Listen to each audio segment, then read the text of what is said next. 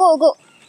ကျွန်တော်မွေးတဲ့သူကတော့လိုက်ရှာနေရလေ ဟာကျွန်တော်ကမွေးရသူမပြောမပြပါဘူး ကိုကလည်းကျွန်တော်မွေးတဲ့သူမလို့သိချင်လို့မိတာပေါ့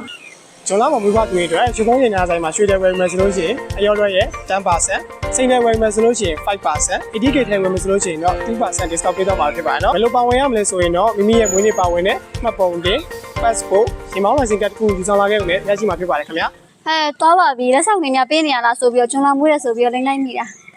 ရှားပါရဲ့ဗျာသူချစ်တယ်ပြောအောင်ရုံးခဲ့လေးရတယ် Such a tear show me that အားနဲ့ကြောက်လုံးနဲ့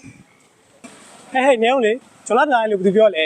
ဒါအလားကိုနေချင်းလေးတိုင်းကိုပေးသွားမှာဖြစ်လို့ကိုမွေးလာရောက်ပြီဆိုတာနဲ့ရွှေကုန်းရင်ညာဆိုင်မှာရနာတယ်လေးလာရောက်ဝယ်ယူမမေးနဲ့နော်